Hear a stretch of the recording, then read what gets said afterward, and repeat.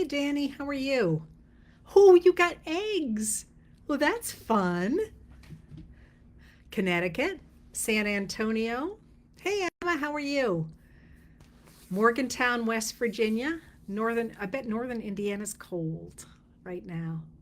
Um, hi, everybody. I'm sorry I was away last week. Wrote to you from a train and thought I would end up at home that night, and it didn't work out. It was not a great trip back from where I was coming because of the cold and the snow.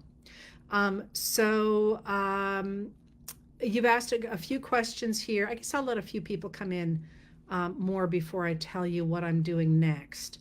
Um, Wait a minute. Hey, Gwen. Oh, good. I'm glad, Gwen. Um, California, will Hegseth be confirmed? You know, I don't predict the future. All right, so a couple of things, first of all. Uh, so a lot of people are asking me about leaving Facebook. I do not think at this moment that I will leave Facebook simply because I feel like I need to be here. Because I have a very large following here and it feels important to put the kind of information I put on here. I understand why other people want to leave, and I fully respect that. I will and have been working on really using my YouTube channel so that I can do these talks and others there on the YouTube channel. That's actually where I just came from, is talking to some people over there. And I will keep you posted. I will post on this website when I flip over there. I will try and broadcast here as well, but I am moving to YouTube is the bottom line. At least that's what the plan is as of right now. And I will I'll keep you into all this. I do want you to remember, and I keep trying to post this in places. I do post the letters that I write every night. I do post them on Substack. It is free. To get them, either you can read them. You don't have to sign up for anything. My best friend has not signed up. She goes there every day and she reads it because she doesn't want to put her name in anywhere. You can just go to Substack. It's called Letters from an American. It's my name, Heather Cox Richardson, all lowercase, .substack.com. You can either read there, you can just Google Letters from an American and it'll take you there. There is no paywall for my stuff, or you can have it sent to you to your email. There's no paywall for that either. But if you put in your credit card, which some people do, and you're welcome to, I mean, I do have to have some help, so that's what I use that money for. But don't feel like you have to do that at all. If you put in your credit card, it will charge you. The only thing that gets you is I do write extra pieces sometimes, and not on politics, usually on history or on things I'm thinking about. Or you can't comment without it for the simple reason that I don't want to have to moderate those talks. I have too much to do already. So if you want to leave Facebook, you can still find me other places without a problem. Just remember that that's there, and tell other people too, please, because I was shocked. I'm always shocked when I get notes saying that people really love my podcasts and is there any chance I would make transcripts of them. They don't even know the letters exist. The podcasts, excuse me, are just me reading the letter, but they didn't know the letters existed. So please tell people about that. And remember, my stuff will never be paywalled. That's the whole point. I understand people need to do that. I am in a very fortunate position. I do not have to paywall my material. And so go ahead and use it.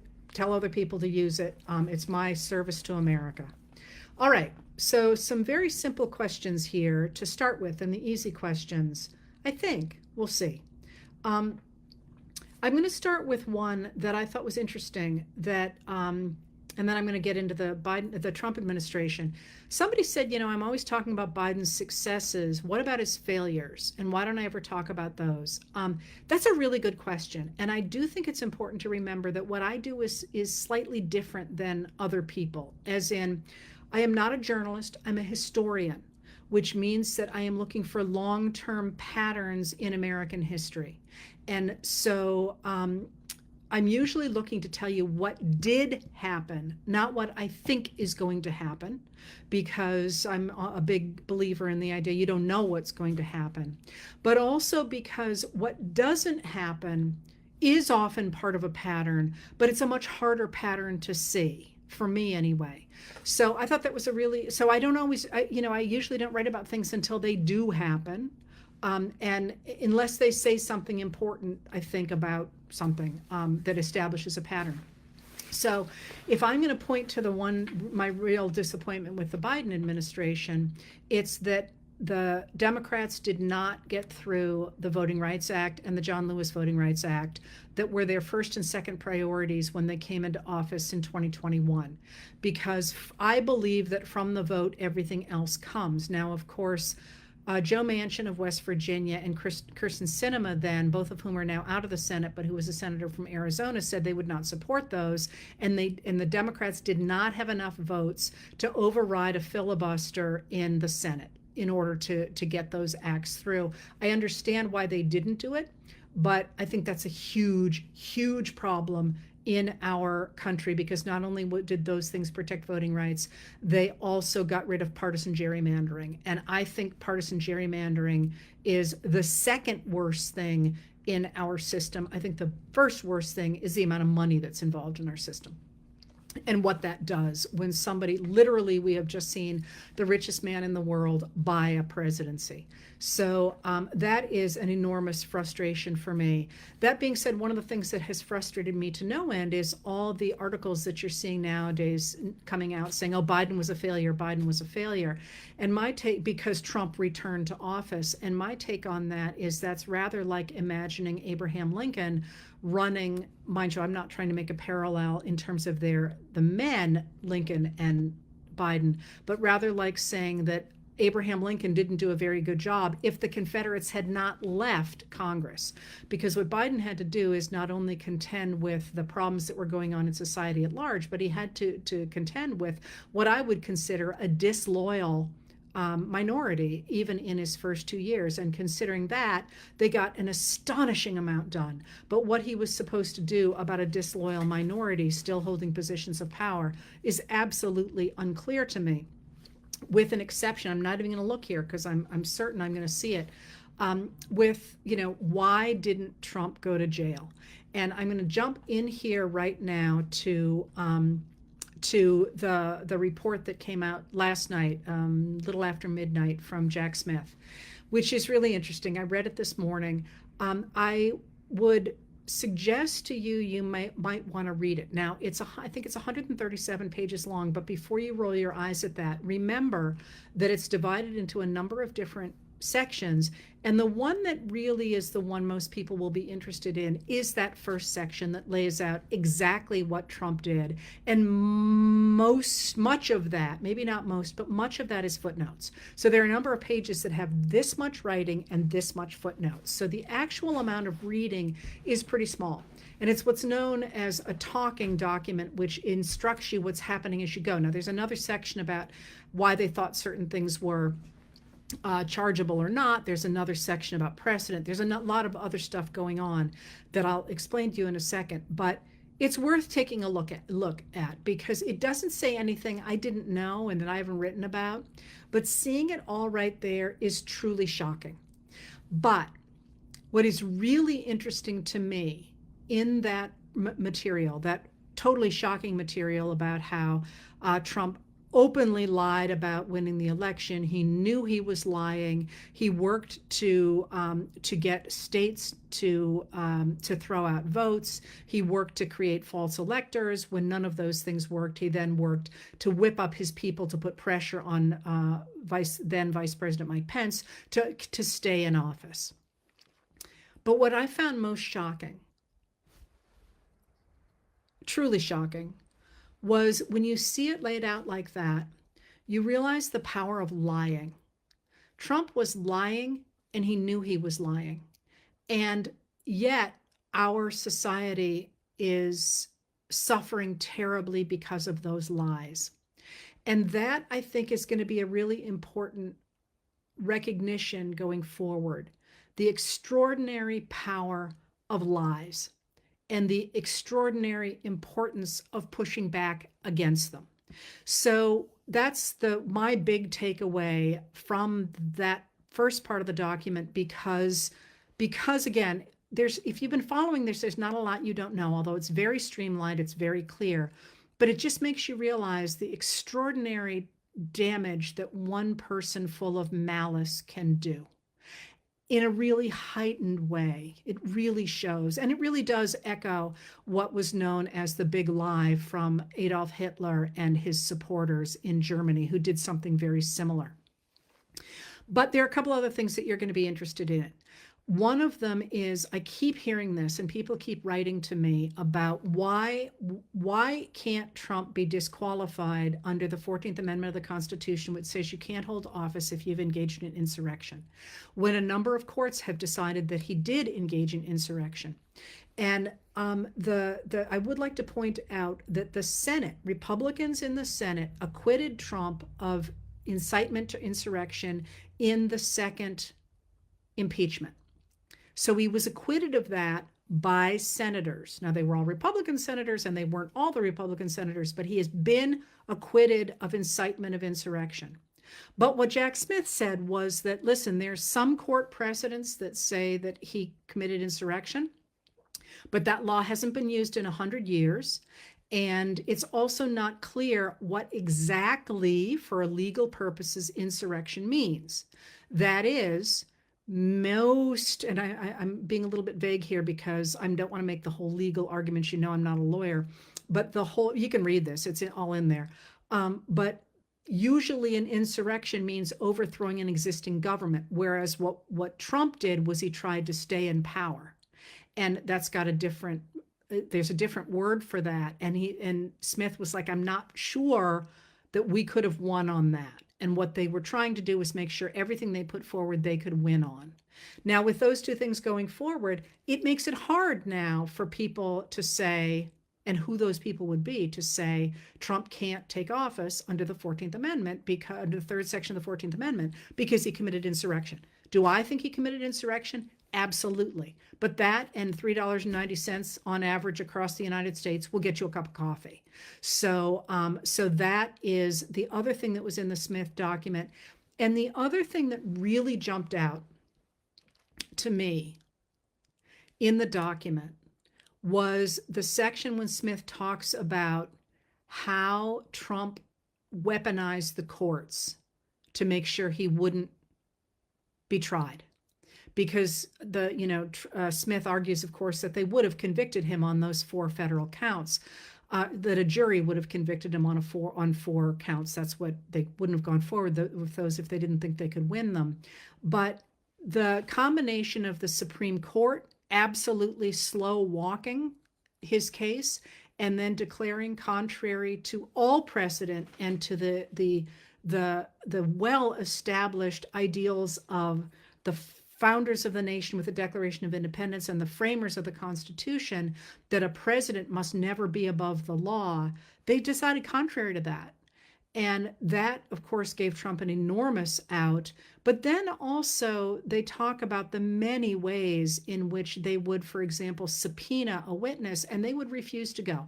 They would work that all the way through the courts till they would lose, and then they'd find something else to do. And at one point, Twitter simply refused to answer a subpoena, and they challenged that, and that took them many months to get what they wanted out of that.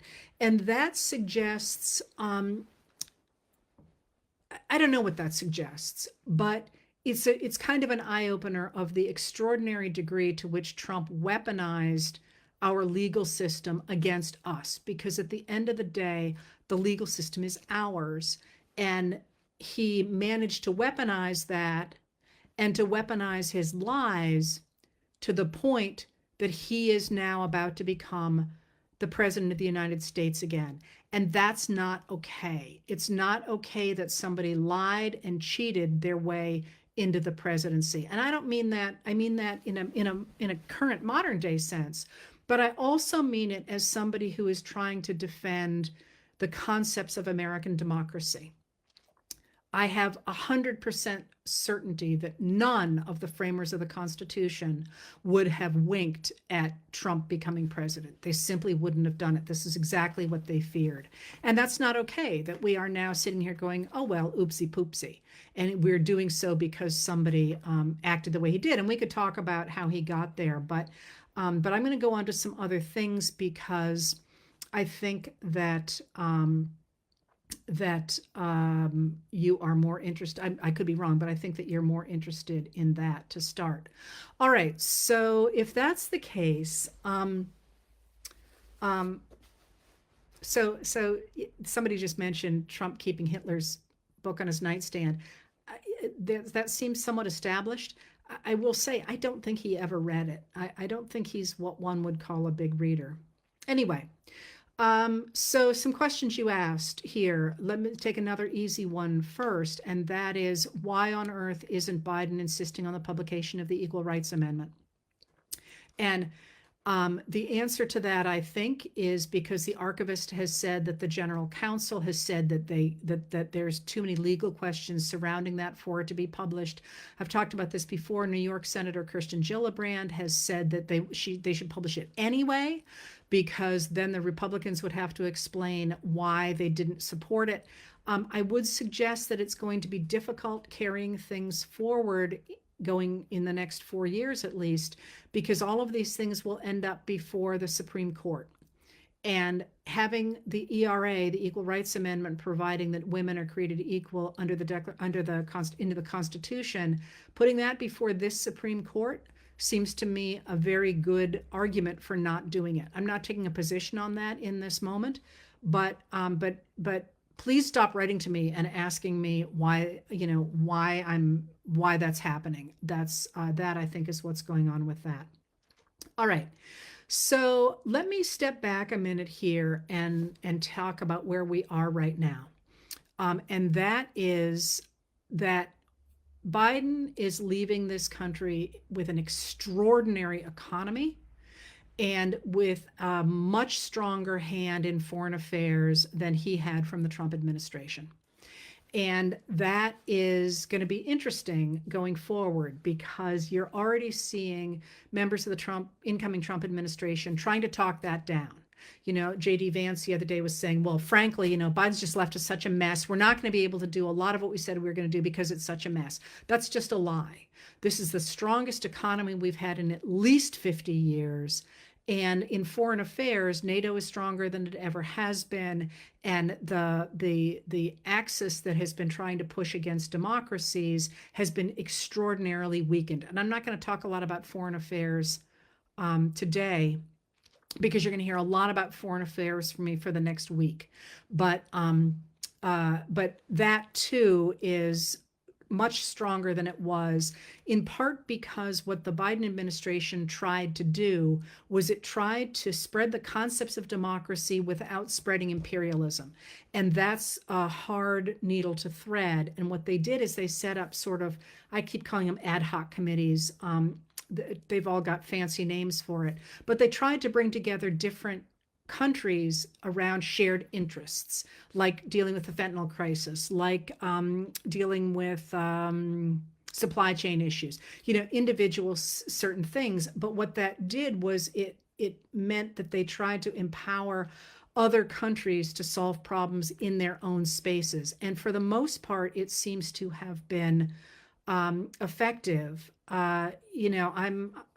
Like I say, I'm not 100% sold either way on it, but it is notable that Hezbollah, Hamas are dramatically weakened, and that Assad fell in Syria, which is, of course, weakening Iran and Russia. I mean, there's a lot going on. Like I say, I think we're going to be a long time figuring out whether all that mess was worth it. But there we have it. All right. So if they're leaving this incredibly strong hand to the Trump administration, what is the Trump administration going to do? So let me, and mind you, I'm not going to predict the future, but I am going to tell you where things stand at this moment. And at this moment, it is really, really, really worth remembering. First of all, that the Republican Party is badly splintered. That is, those members of the Republican Party who controlled it before Trump came on the scene, say in 2015, essentially were oligarchs. That is, they didn't like a lot of people voting, and you can see this from the Voting Restriction Acts that they began in 1986, but that really took off in the 1990s, and that they have continued to push and push and push, because when every American votes, Democrats win. And they win because Americans, in this our incarnation, because Americans like business regulations. We like a basic social safety net. We like infrastructure projects, and we like civil rights protected. Those things we like. And by the way, until the 1990s, Republicans liked that as well. And independents have always liked it too. So it's been incumbent on them to get rid of a lot of voting, because if a lot of people vote, I mean, you can see this all the time. Democrats are right now, this is not a historic look, by the way, I'm only looking at the moment. Right now, when Democrats are in power, they try and expand the vote, and Republicans always try and get rid of it. So those people who were in charge until about 2015 wanted wealth to concentrate. They liked the idea of relying on markets. They liked the idea of supply side economics, which meant that that you turn the markets loose to concentrate wealth at the very top, because they argued anyway that if people at the very top had a lot of money, they would invest it in new businesses, everybody would have jobs, and money would percolate up from the top down to the bottom and back up again. And the problem with that system was, in fact, it didn't work. And between 1981 and 2021, $50 trillion moved from the bottom 90% of Americans to the top 1% of Americans. And so while they really liked it, the way they kept voters behind that idea was constantly saying, well, you feel like you're being squeezed, but that's because minorities are taking your tax dollars. And in fact, if you look at the numbers, you can see pretty clearly that, if you remember Bill Clinton in the 1990s, he balanced the budget. There was a surplus in the budget. What killed the surplus was George W. Bush's tax cuts, the unfunded wars in Afghanistan and Iraq, and then Trump's tax cuts of 2017. That's not social welfare stuff. That's tax cuts and an unfunded military. All right, so they liked that, but they didn't want to, they really were using the kind of racism and sexism that Trump tapped into to keep voters behind them. They recognize the importance of a modern economy, which means you need to have women and people of color involved in the economy and so on. Maybe some of them were racist, many of them were closet racists and sexists, but really they were focusing on the economy. Now, what happened when Trump came in is he rode those that racism and sexism and the truly awful stuff into power. And I've talked about how that happened both on these chats, and I've written a ton about it. But what that meant was that, especially after the Unite the Right rally in Charlottesville, Virginia in 2017, he wedded the Republican Party to those racists and sexists and their evangelical voters who made up his base, and began to promise them that rather than relying on markets to drive the economy, he would put in place those religious tenets that they want so badly. Now, they're a very small fraction of America. They are a very small fraction of people, but I think it's about 4%. But they have now got the vehicle of the Republican Party behind them. Now, that old establishment group, they wanted Trump's voters, but they don't want to lose the reliance on a market, because they don't want Trump to be able to say, or Ron DeSantis, who did it, well, you can't have a gay day, or you can't rely on markets. You have to rely on a religious set of beliefs, and you have to rely on the Don't Say Gay law, for example, or the things that Mike Pence put in Indiana, or you have to get rid of abortion rights. They know that will hurt their businesses, and they don't want that stuff. So they already have a fight between the reactionaries that are supporting Trump for religious reasons, but also those people who have become fervent MAGA people who want to destroy the American government by For example, refusing to raise the debt ceiling or refusing to fund the government, because that will destroy America's economic power. And those old establishment Republicans depend on that. So do the rest of us, by the way. But they don't want to crash into the debt ceiling any more than somebody like me does. We may not agree about oligarchy, we may not agree about any number of things, but we share that agreement in a way that we don't with those MAGA Republicans like Chip Roy, who wants to let America hit the debt ceiling and default on its debt. So the establishment Republicans do not like the MAGA Republicans one teeny tiny little bit. And you can see this in Mitch McConnell, for example, who was quite clear about the fact that he was protecting Trump in his first impeachment because he wanted his voters for the 2020 presidential election, and in his second impeachment because he thought Trump was going to go away and he wanted those voters for the Republican Party. And now he's stuck with him. And now McConnell is stuck with Trump. So you've got that split, but you also have a very other important split going on within MAGA. And this is I can't emphasize how important this is. The people who got Trump elected in 2016, people like Steve Bannon, people who glommed hold of him like Laura Loomer, they believe in that reactionary, traditionalist, isolationist American society that Trump talks about. But now the people who've put him in office are the tech bros. It was Elon Musk, who's a very late comer to Trumpism, who put, I think it's about $270 million behind Trump, essentially buying him the presidential election. And one of the other guys put $100 million behind him.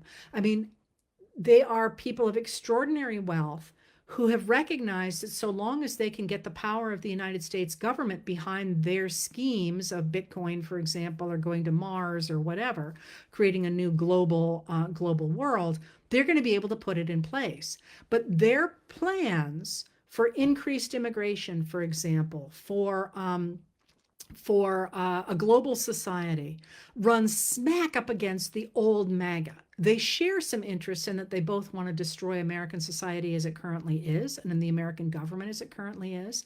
But that's it. So the whole reason I'm telling you all about this is because the Republican Party is badly splintered. And in Congress, it has teeny weeny majorities. So Trump can be out there screaming all he wants about a mandate, but in fact, more Americans voted for somebody other than him. And in the House of Representatives right now, I think the Republicans can lose 2 votes before they've lost a vote. And the Senate, I think it's 3 votes. I don't quote me on that one, but it's really teeny tiny. Now, when she was in charge of the House of Representatives, Nancy Pelosi, a Democrat from California, also had very small minorities, but she is a master of creating coalitions and of making sure everybody got on board to get votes through. If there is one thing Mike Johnson is not, it's a master tactician. Remember, he is a politician who won re-election through gerrymandering and at first by not having an opponent, and was a backbencher. He's the 5th person they tried to come up with as a Speaker of the House. He does not have the skills that he needs to nail a coalition together to get very much done. All right, so Thune in the Senate is different. Thune is actually probably quite good at what he does. He's been an understudy to Mitch McConnell, the former Senate Majority Leader. But Thune is not a MAGA. Thune is an establishment Republican. So he has very little interest in empowering MAGA in the Republican Party. So why am I telling you all this? I'm telling you all this because before you start wondering what's going to happen and what the Republicans are going to do and all that, you have to recognize that this is not a landslide and this is not a juggernaut at all. This is a group of people who are in what my mother would have called a mell of a Hess. All right.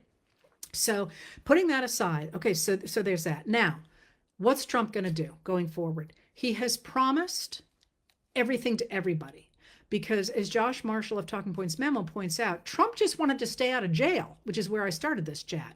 He was going to promise anything to anyone so long as he could stay out of jail And so long as he could put together a coalition of people who would be loyal to him. Now, again, let's think about how he does this. There was an interview with Jeffrey Epstein, got very little traction, and I don't really know why. I guess because the campaign was going on. But Epstein actually talked about, there's a reporter who has a number of recordings of Epstein talking about his relationship with Donald Trump, which is a very close relationship, by the way. And one of the things he said is that Trump's, and you guys, anybody who's dealt with a personality like this will recognize this, that Trump's way of dealing with his people is to get them arguing amongst each other. So, to make them jealous of each other, to make one person think he's listening to someone else and get them all fighting. And then he steps in to say, oh, you children, stop fighting. I can fix this. So he has promised, that's how he deals with people. And he has promised explicitly contradictory things to different groups of people. So, for example, he promised the Steve Bannon and Steve Miller Republicans, MAGAs, that he was going to do these huge deportation raids. He promised people like Elon Musk that he was going to cut and Chip Roy, although they're not on the same team in most things, that he was going to cut the deficit significantly. The problem is that the deportation raids are going to cost between $88 billion and $315 billion a year, which is a huge sum of money. And you can't do that and cut the budget unless you cut the budget somewhere else. But every place else that they're talking about cutting the budget are programs that are really popular. At the same time, Elon Musk and Vivek Ramaswamy want to increase immigration, a certain kind of immigration for the people who work in their tech industries. So how do you do that? I mean, that is literally not a circle you can square. I mean, this is one thing I do when I think about politics, because I'm looking for patterns in politics, is how do you make this happen? So if I want to accomplish something in politics, how would I do that? Where are the levers of that? But you can't say, I'm going to make people wet and dry at the same time. There's just no lever that you can pull that's going to make you able to do that. And similarly, he has promised to leave abortion to the states. People voted on that basis.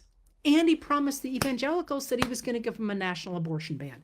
That was in the Republican platform under the concept of protecting a fertilized egg with the protections of the 14th Amendment. You can go look this up. So how do you do that? How do you both have a national abortion ban and protect abortion in the states? Wet and dry, same time. Similarly, he was going to have all these tariffs and lower prices, which tariffs by definition raise prices. That's what they've always done. There's no way around this. And what he did during the campaign is he simply told the people who said that, you're wrong, you're stupid, I'm right. Good luck with that, because literally that's what tariffs do. So there's no way to both have tariffs and lower prices. It just doesn't work that way. So you've got this guy coming in who has promised to keep people wet and dry at the same time, who is not a good manager of people, who's got not a lot of public support, who's got his political party splintered and having tiny majorities in Congress. All right. How's he going to handle this? If think about it, if you're you and you have to both keep somebody wet and dry at the same time, how do you do it? The obvious answer is you can't do it in reality. You can't make somebody wet and dry at the same time. It can't happen. So what you need to do is convince them of something that is not true. All right. So this comes to another thing that somebody asked about today, and that is Trump came out today with the idea that he is going to create the External Revenue Service, with which tariffs will bring money into the United States that other people are going to pay. This is bonkers. I mean, literally, tariffs are taxes. They're not literally taxes if I've got an economist listening to me, but that's the way they work. Coming into the United States that are paid by the importer, who then pushes the higher costs in onto consumers. They are not paid by other countries. They're just not. So what is he doing here? Somebody's saying, oh, he really doesn't understand that all right, maybe he doesn't understand. I don't know what the man understands. I will also point out he is not in good health and he is not mentally astute right now, perhaps never again. But he's trying to convince his followers that he is going to do something that doesn't exist. The same way I would argue that the Department of Government Efficiency, which I pronounce doggy, is a real thing. It's not a real thing. Like, you can't just say an agency exists. Agencies have to be created by Congress. And the fact that he's created this thing that is supposed to be a reality when it is not depends on the rest of us all going, oh yeah, that's a thing. And oh yeah, the External Revenue Service is a thing. It's not a thing. So one of the things that we're going to see going forward is, I would argue, I mean, I guess I can't say for reality,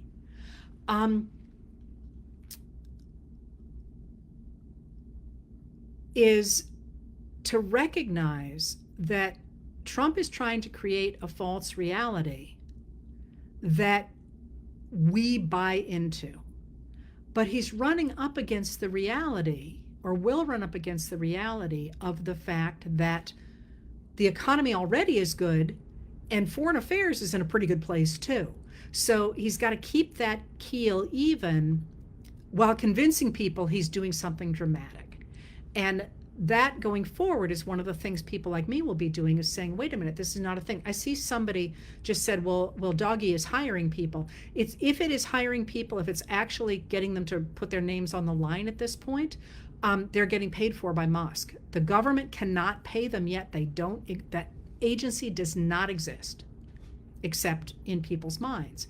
And I know they said they were going to hire, but they also said they were going to give people $42 a head for things, and now they're suing over that. They say a lot of things that aren't true, so make sure of whether or not those things are actually true. So what does this look like in reality? So what we have seen is, and somebody asked this question too, I hope I'm pulling all this stuff together. It's kind of a game for me. You know, when you send me all these questions, to see if I can make them into a coherent story, because they're all, what you do when you send me questions is you help me test the waters to see what people are concerned about and what they're really worried about. And then what I try and do is I try and take them and say, okay, this is a snapshot of America in this moment. And I realize that I missed out on one thing I wanted to mention before, but I'll come back to it. So what we have seen, and what I've talked about a lot, is this concept of creating a false reality that people will vote based on. And that's the idea of political technology, which is articulated by Russian political theorists. It's also known as virtual politics. And the idea is that you create a false reality and that people vote based on it. And you are able to do that extraordinarily efficiently through social media in a way that you couldn't before we had social media, although obviously people in the past have done such a thing. People like the propaganda minister under Adolf Hitler did it very similarly. But the idea of political technology depends on people being able to see things that are real and sort of understanding them in a different way so that they react to that fake reality. What we're going to see going forward is whether or not Trump is able to sustain that under these conditions. And what is key to being able to do that is to having a compliant media and to having a compliant populace. And that I'm actually gonna take a little bit of a detour here, because It also depends. See, I think I figured out a way to make this work. It also depends on keeping his political party compliant as well.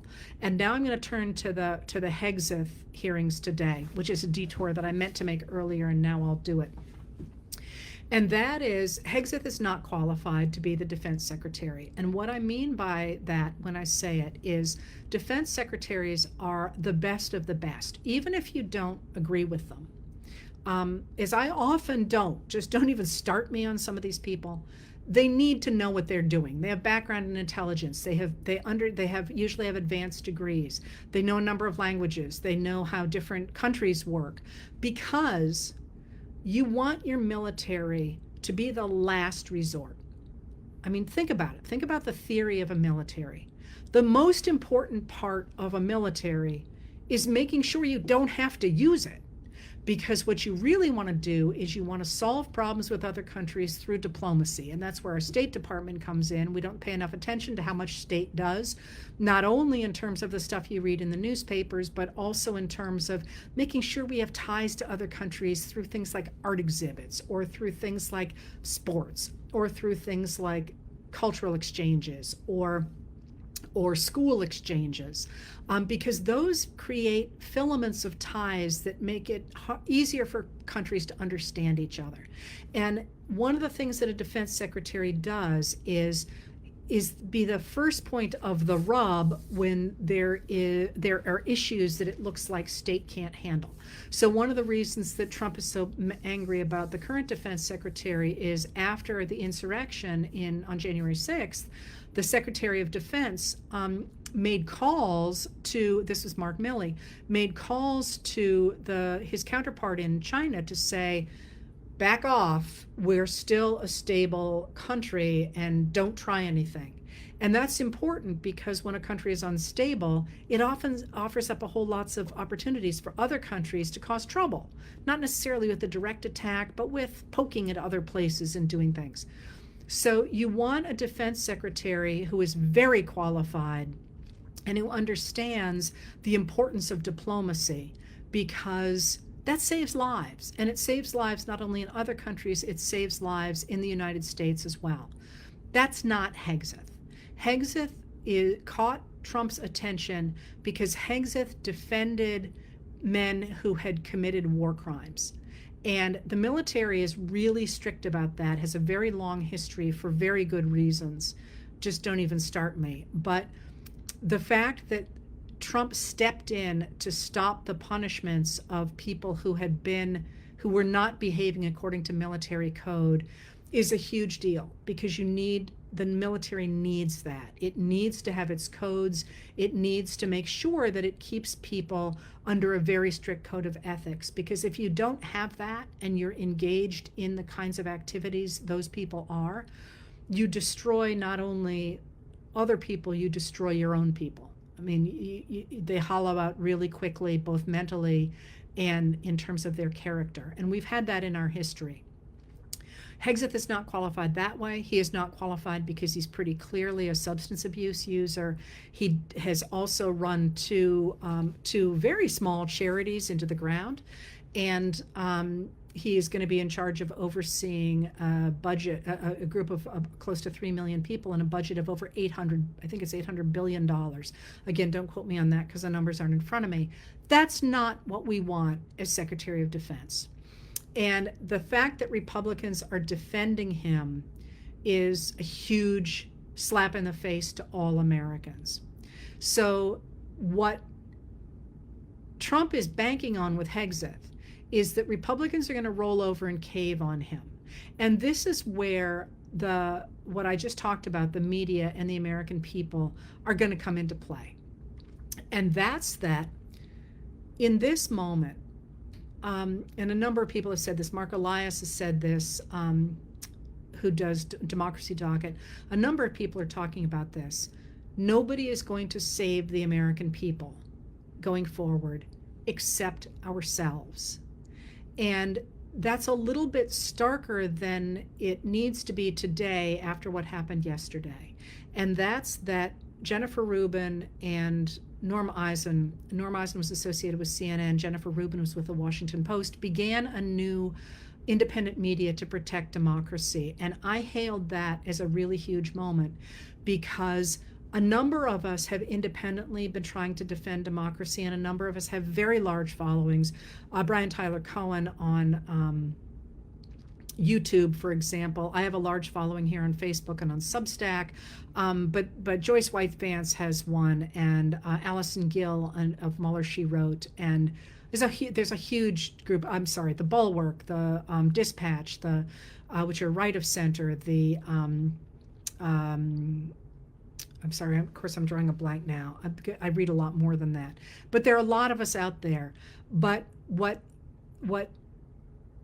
Rubin and Eisen did is they pulled together a huge number of people who have left legacy media outlets as they have turned toward Trump, as the LA Times has done. You know, was a subscriber to the LA Times, but they've turned toward Trump. The Washington Post, same and same. The New York Times has been funny for a long time now, but they have failed us. And the idea now that there is this core of media that is pushing back on the fake world of that Trump is creating is really important. It is really important. It was not there in 2017 when he took office. And it's important that you remember that, because I know we're all exhausted and he does not have any guardrails around him this time. But we are also organized in a way that we weren't before this. So I would urge you to follow those people and to support them with money if you can. But what I really mean is by giving eyeballs and brains to what they are talking about, for this reason. When I say that nobody is going to save us, what I mean is that Americans, there are about 330 of us, and some of us are babies and all that, but there's about 330 million of us. That's a lot of people. And what I really noticed during the Biden administration, during the Trump administration, and then during the Biden administration, was that when Trump was in office, and then in the first years of the Biden administration, people wrote to me all the time saying, what are they going to do to me? I'm so scared. What's going to happen? What are they going to do to me? And then people stopped saying that. They started talking about what they were going to do, what they cared about, how they were going to change the world. And since Trump has been reelected, I'm seeing a lot more of, I'm scared, what are they going to do to me? And I said to you then, and I will say to you now, this is our swimmy moment. If you don't know that book by Leo Leone, it's a children's book in which a whole bunch of minnows keep getting eaten by a big fish until they recognize that if they all get together, they're bigger than the big fish. And that's what democracy is all about. So when people ask me what they can do, like one of the things that happened today at the Hegseth hearings that just had me floored is, I'm drawing a blank on her name, Senator, Anyway, she asked Hegseth about ASEAN, which is the Association of Southeast Asian Nations, which is one of our largest partners. It has more than 600 million people in it, and he didn't know what it was. It is literally the biggest bulwark that the United States has supported against China. It works with the Quad, it works with us, and he didn't know what it was. Now, instead of yelling to me about how mad you are about that, try yelling to your senators.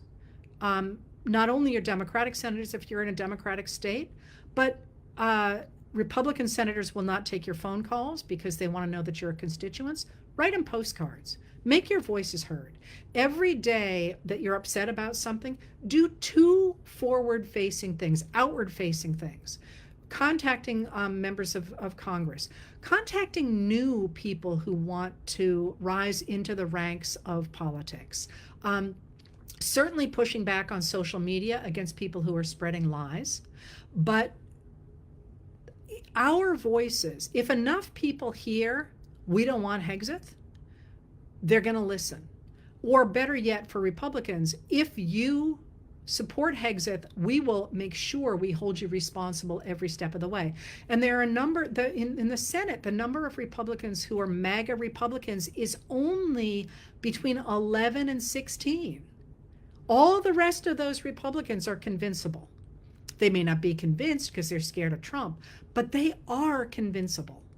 So when I say that nobody is coming to protect us, I mean that we must push back against the lies, and we must push back against the virtual politics and Trump's appointees when they are up for office, and when they try to get people to behave in ways that violate our Constitution and our laws. And that's not going to be easy. There are a lot of people who have their necks on the line for this, but we must, as Benjamin Franklin said, we must, and maybe I'll put that in a piece for the inauguration. We must hang together, or we will. What did he say? We must all hang together, or we will all hang separately. And that's the moment that we're in going forward into this new administration, with the recognition all the time that this is not a juggernaut. This is not even Reagan. This is not the Great Society. This is not Lincoln. This is a administration that keeps claiming a mandate, but in fact is extraordinarily weak. And the other place that you need to focus on is the states. And I wrote about North Carolina recently, but certainly making people in the states aware of what is going on constantly is really important. And there's a lot of people who are out there already supporting independent media or creating independent media. So a friend of mine just put me on to a new magazine. Let's see if I can find it, out of Southwest and South Side Virginia, called Cardinal News. It's all online. It's always very cheap to produce things that are online, because you don't have to worry about now I've totally lost you. You don't have to worry about the cost of production. But if you live in an area that's a news desert that doesn't have stuff going out, think about creating an online newspaper, like I do on Substack. And you can make them look much fancier than I do. The new Contrarian that Jen Rubin and Norma Eisen started is on Substack, and it's free. You can do stuff on Facebook if you want to stay here. It's free.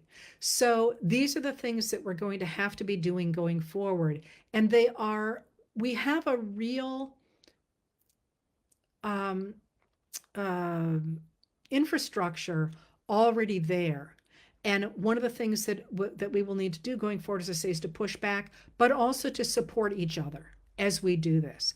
And one of the things that I want to emphasize here, and this has really been clear to me through my email especially, but also comments, people are really angry and they're really scared. And when they do that, they take it out on each other.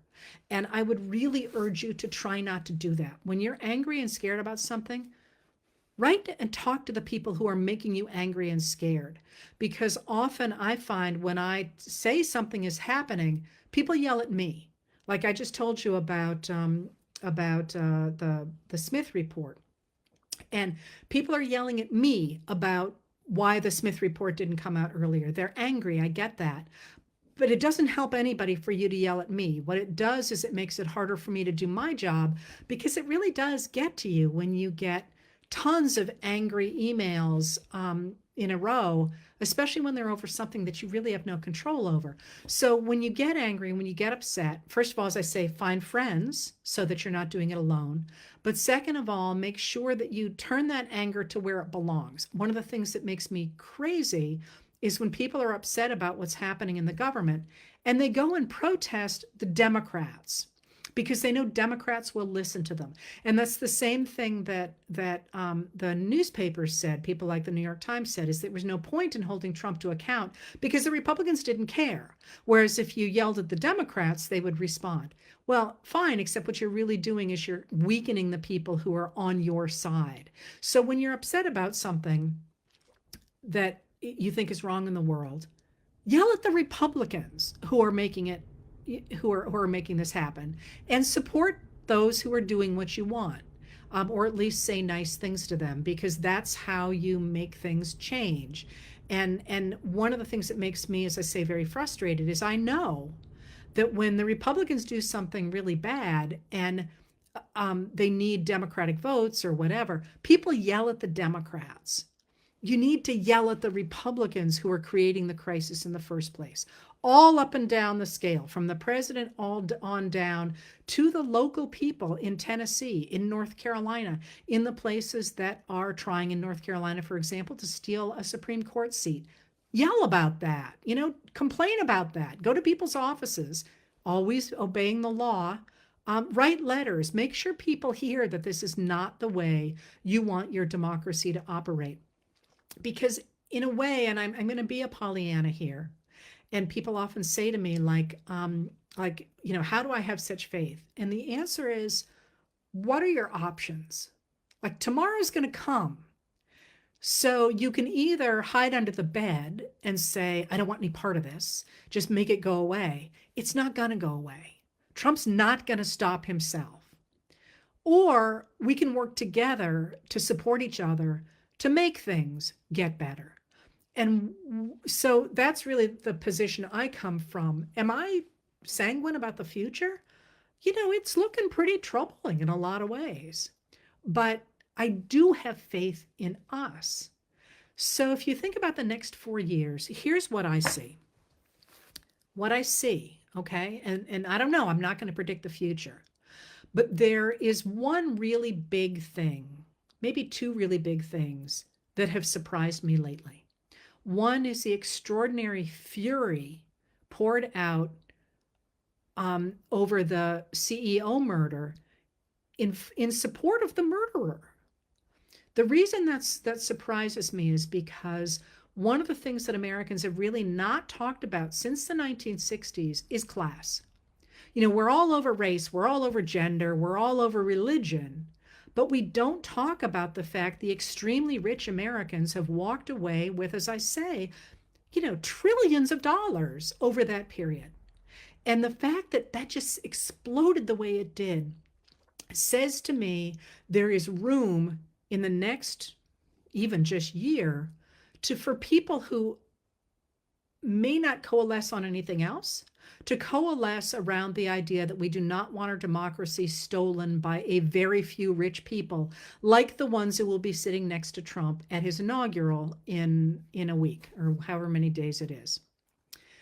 The corollary to that is, for me, the surprise was the fall of Assad in Syria. Because I certainly have been following Ukraine and Russia's war in Ukraine and recognizing that Russia is badly weakened. It is badly weakened, which is one of Biden's great triumphs. That what we thought of at the time he came into office as our greatest geopolitical foe is now so terribly weakened.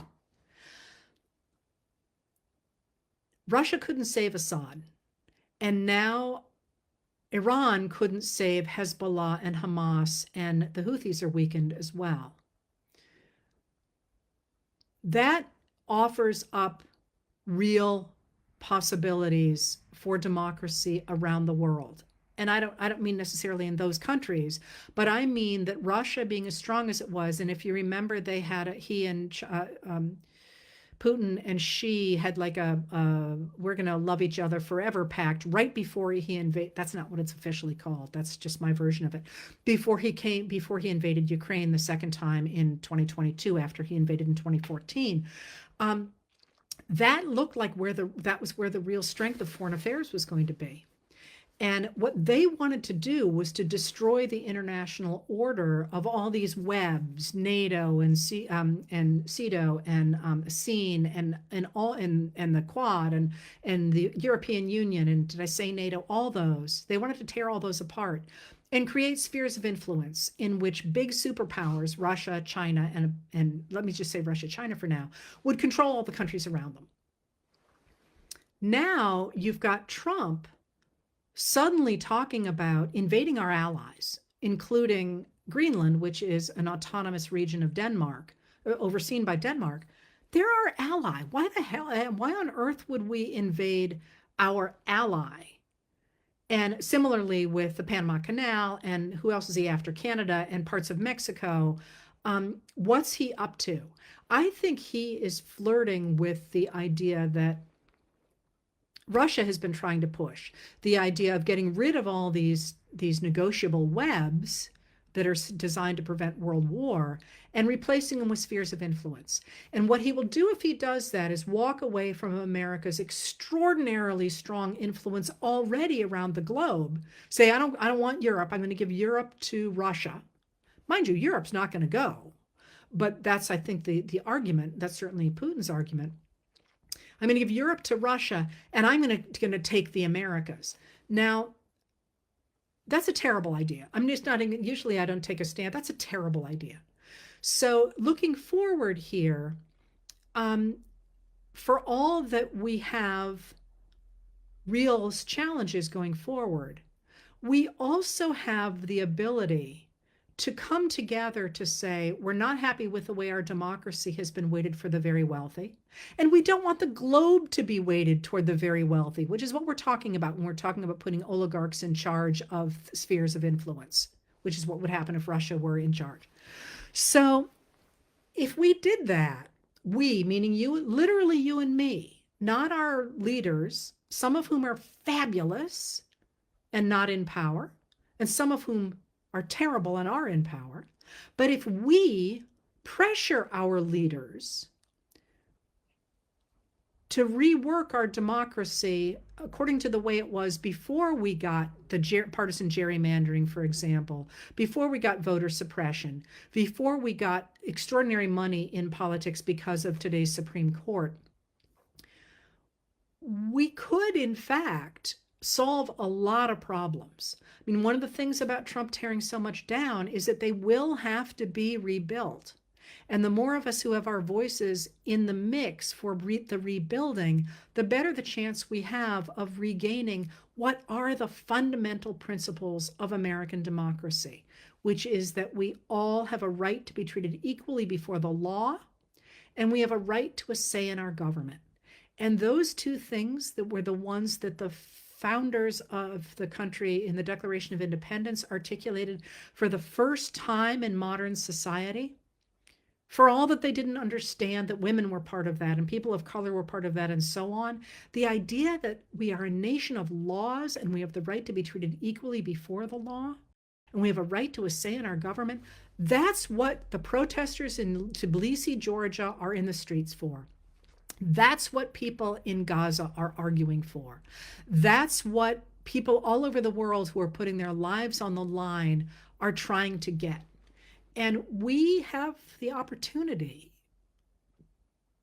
and the duty, perhaps, and the right to try and protect those things in the United States over the next 4 years. And that's going to take one heck of a lot of work, but I don't see myself that we've got any choice. All right. Thank you for being here. And I'm going to let you go. I will keep you posted on when I'm going to move to YouTube. If people are interested in continuing to watch me on Facebook, despite that move, I will try to stream over here as well. I'm going to be doing a lot of media coming up to the inauguration. And after that, I'm not entirely sure how much media I will do aside from my own and that of my friends, simply because I'm trying to write a new book in addition to the letters. But I will keep you posted. Thank you for being here. We not only can we do this, we have to do it. So I will see you. I'm going to let you know, I'm actually going to do something here with you before the inauguration, because I think people are getting pretty nervous. I will be here. Anyway, I'll talk to you soon. Thank you for being here. Good morning, Kristen. How are you? Yeah, I had a feeling, although shouldn't you be out in the waves? I love your pictures. Nancy, how are you? Danny, I cannot believe you got up for this. I'm sorry about the West Coast people here. I just wanted to have one last conversation before noon is all. So welcome everybody. We have Boston. Hey, Donna. Little Rock. I'll tell you a story about Little Rock. I was in Little Rock and years ago, and I made a wish in a fountain in Little Rock for something I'd wanted for a very long time. And by God, it came true. The wish happened within about a month. So I have a very soft spot for Little Rock. Um, all right, Ithaca, Martin Luther King Jr. Day. By the way, that has an official name, which is a little frustrating to me because it's not, it's just his name, which I guess makes sense. But he was a minister and had a doctorate, so he is the Reverend Doctor. But all right, so people are coming in. We got enough people here. So I'm not going to talk about what's going on in Washington today, except in a very general way. I have just come from Washington, so I have some observations about it. But somebody asked a question the other day that I thought was actually kind of a good calming place to be on a day when a lot's going on. And I will address that, but this is not going to be, this is happening, this is happening, this is happening. This is more sort of a general picture of American democracy. And the question that somebody asked was, why do inaugurations matter anyway?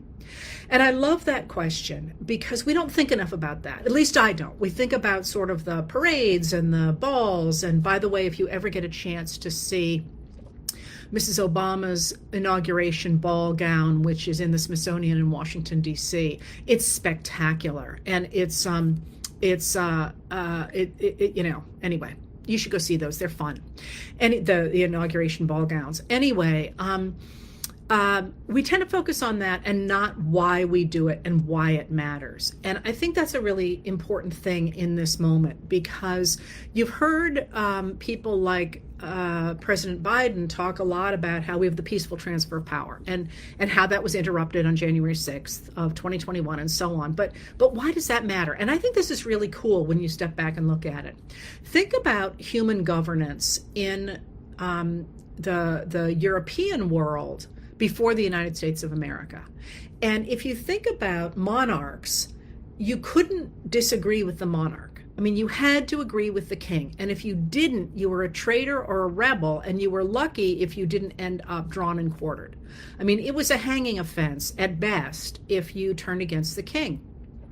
So that does a lot to the people the king lives under, because they have to agree with whatever the king is doing, even if they don't agree with what the king is doing. But it's also really hard on the king, because if people dislike you, their only option is to kill you. And then for you to be for you to be replaced by somebody like you. And think about that really quite broadly, if you would, and the way governance still works. That one of the great innovations, and it didn't come from the colonists who lived in the United States, it actually came from thinkers in England. If you've heard the name Bolingbroke, this is one of the things he really did. To say, wait a minute, it is possible to love my country and even love my king, and yet disagree with what that king is doing. And the concept of a loyal opposition is huge in human governance, because what it says is you don't have to be loyal unto death to whomever is leading you at the moment. You need to be loyal to your country. And that idea that you can be part of a country and disagree with its leadership is a huge innovation in governance. Not only because, as I say, it does a number of things for the people, it also does a number of things for the governed. So what it does for the people is this: it gives you an outlet to believe and to act on your dislike of current policies. So you don't have to sit and grin and bear it until you finally snap and do something terrible. It says, I can work to change the king's policy, if that's who you're overseen by. And I have a shot at doing that. There is a system here by which I can disagree with the king and perhaps change the way the king works. And this is where we get the idea of petitions, where you petition a monarch or a leader to say, hey, I really don't like this. Can you change this? Well, one of the innovations that the United States brought to the table, really somewhat by accident, was the idea that you could quite literally change who was in power. And they do this, as I say, somewhat by accident, and that's in part because the people who are putting officials into office in the United States of America live on the other side of the Atlantic. So it takes, at least a number of weeks and sometimes months for information to go back and forth. So the person who could be a king's officer in the U.S. might have actually changed months before that person in the office in the colonies knew it.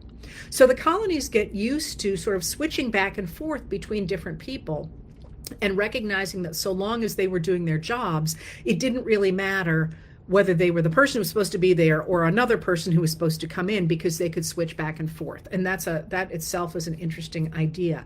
But what we get out of that is this idea that you can have governance that is loyal to the country under a series of laws, but that you can switch who is in that position. And what that means for the loyal opposition in the United States under the idea of political parties is that you have the right and maybe the duty to work to change the government if you don't like it, if it is doing something you don't like.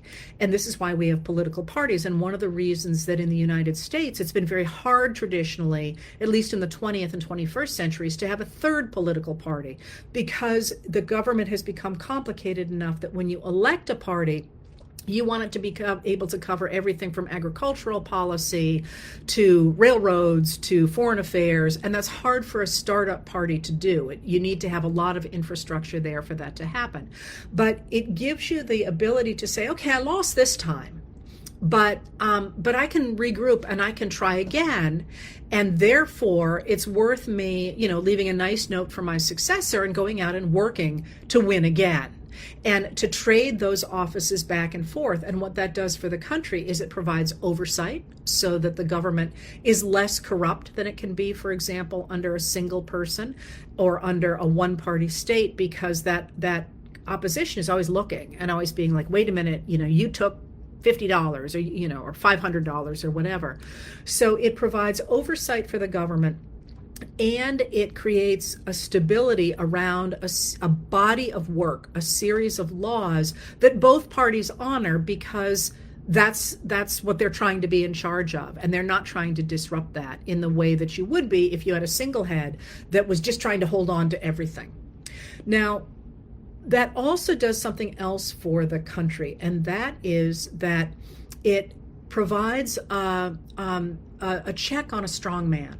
And I've got an interview coming out that was why I was in Washington that is really interesting, because I think there's an intellectual problem in some of our foreign affairs. And I was able to ask someone about that. And it was interesting to me because one of the first things out of his mouth was, strong men always want more. And I would add to that and say, strong men always go crazy. And not in I'm not a doctor, I'm not going to say not or in a mental health way, but in a political way. And what I mean by that is, if you are the only person who can give orders, even if you start out being the most benevolent, fair-minded person in the world, being the only person in charge by definition is going to send you off into the fringes and rabbit holes, for the very reason that nobody is ever going to tell you no. They're only going to say, you're right, you're smart, you're the one who should be in charge, you're the one who knows what's going on. And if you think about your own life, we all need a reality check a lot of the time, or people to say, maybe that's not what's going on. Strong men don't get that. Leaders don't get that, because everybody says, yeah, you're the best thing since sliced bread. So that system of having the ability to switch back and forth protects the country from corruption. It also protects the country from a strong man who tends to get squirrely. And one of the things they do when they get squirrely is they try to get more. They try to get more money. They try to get more power, and they try to get more land. That's another big thing, because they think about their legacy and they think about making their country strong. And what they think about is expansion. And that is almost always a given. And you can look around the country, not the country, but that too, but the world right now, and see all the strong men who are eyeing other people's country. And that's one of the things that the world order after World War II stopped, is it said, stop trying to grab people's land. If you do that, we're going to stand against you. And that's one of the things that is in danger of breaking down in this moment. But what I've just described is what helps the people in a country where you can switch power. But it also helps the leaders. It helps the leaders a lot. Because one of the reasons that strong men get squirrely is because they're terrified somebody's going to come knock them off, because they have just gotten rid of the system that says, yeah, I'm going to shake your hand and sign your desk and, maybe be mean to you behind your back, but I'm going to be all smiles in the front, because that means a leader can leave. And think about some of the strong men you can think about in your own lives.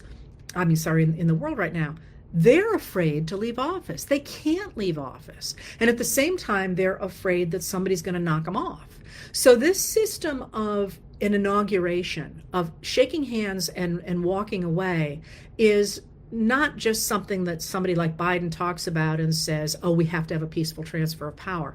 It's a much bigger symbol of the system of government. It says, hey, it's okay to walk away. It says to the American people, yes, you have a chance to have your guy in there. But it also says to the leaders, it's okay to walk away, because nobody's going to be coming after you in the streets the way they have done even in our lifetimes in a number of countries. So that exchange, that system of change, is more than just symbolic. It's really about human structures, and they're very important human structures. And I think that's really important to remember in this moment. There's another major human structure that I think is at work right now in the country that we need to be aware of. And I think this one is really important. People ask me a lot about how I can stay sanguine about what's happening around us. And yes, listen, I get as upset as everybody else does. But there are much bigger patterns here that are unsustainable. It's a math problem, if you will. And, no matter how hard you try, you cannot make 2 + 2 = 7. And that's where we are with this other issue. And that is that because of the attempts on the part of the Republicans to skew the vote, which they've been doing since 1986, and I've talked about this, the voter suppression laws and the gerrymandering and the extraordinary flooding of our system with money after Citizens United in 2010 and the gutting of the Civil Rights Act in 2013 with Shelby v. Holder. All those things have meant that we are essentially in a period of minority rule. And that's, you hear that minority rule, you think, who cares, whatever, or maybe that's just a bad thing. There's a reason that's a bad thing in a systemic way. And that is that if a minority rules the country in a way that is not reflective of what the people want, there's a disjunction there, a big disjunction. And people like me worry a lot about that, because a healthy society adjusts little by little to changes around them, because the world's always changing, and it adjusts little by little. And one of the things I always talk about is, imagine if when Ronald Reagan came in, he had not ripped the solar panels off the White House roof, and he in fact had listened to Jimmy Carter when he said we really need to get off of fossil fuels. Imagine what we would look like now. We would have made little adjustments for the last, 40 years, and we would be in a place now that everybody would be like, yeah, this is fine. We didn't do that. And so now we're looking at lurches, big changes in our society that make people uncomfortable. Even if they are good changes, people don't like change. That little bit of change all the time helps a society adjust to changes around it. And you can think of that in any number of different ways. Lots of theories, well, never mind. The problem where we are right now is we have a minority that is coming into power in the United States that does not reflect the will of the majority of the people. And that's a real problem. And it's a problem, obviously, for those of us who feel that our wishes are not being honored.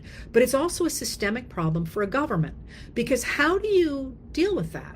How do you say to, according to the Wall Street Journal poll that came out last week, or at the end of last week, 75% of Americans do not want the sweeping deportation of immigrants that Trump's people like Stephen Miller are promising.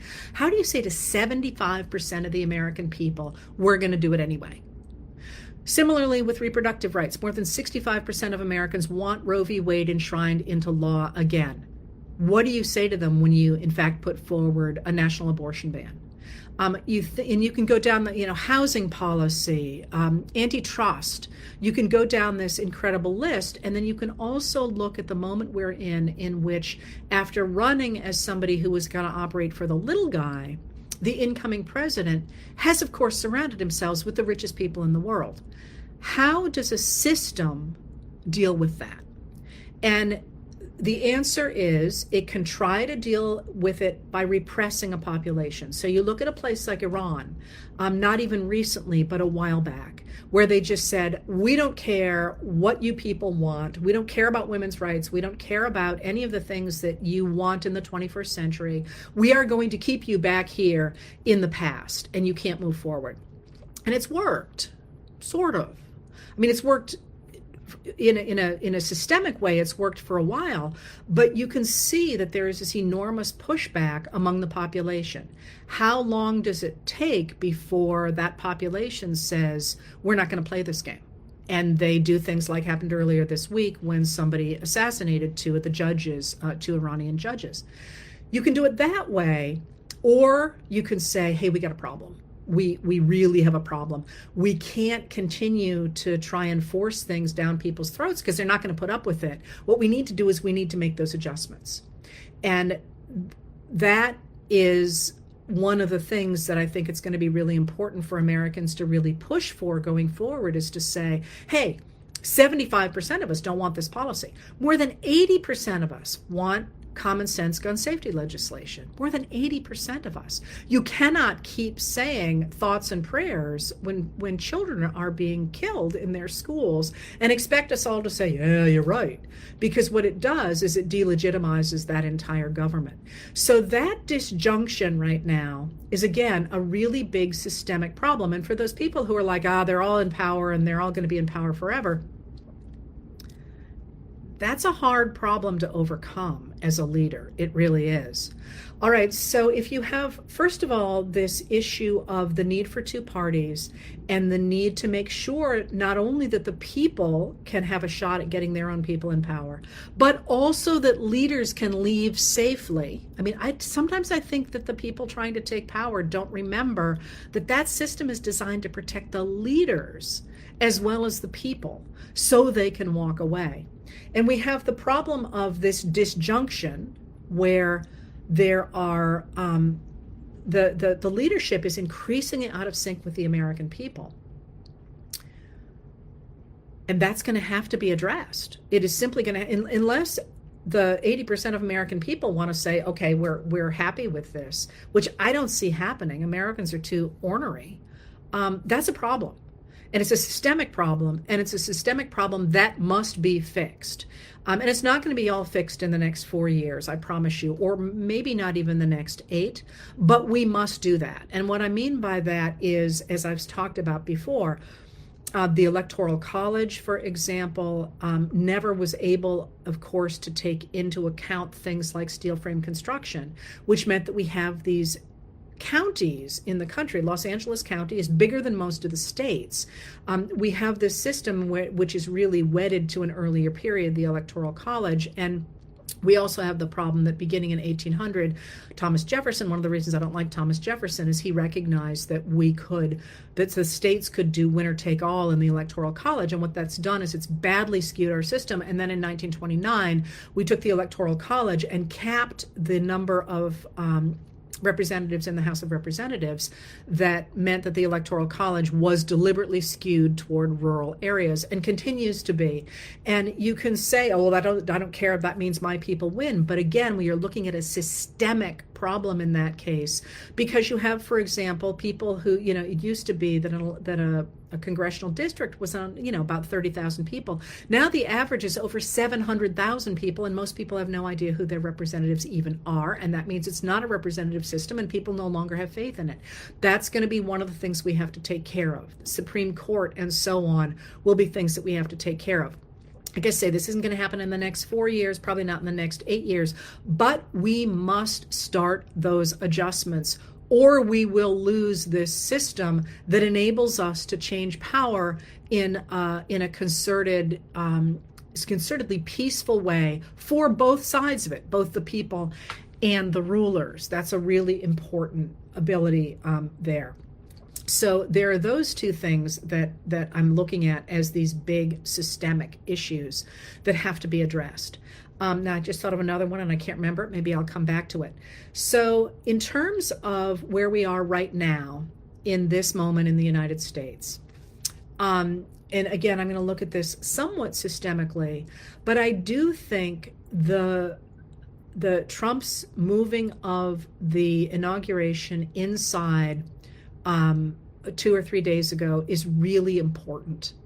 And it's really important, and I would say not even symbolically, I would say it's important because of this particular moment. And what I mean by that is that, as I say, I've just come from Washington, and it looks like, aside from the joint inaugural committee, which has been putting up stuff since September 18th, the White House in the area and Pennsylvania Avenue and everything around it for a really long distance has these big barriers up.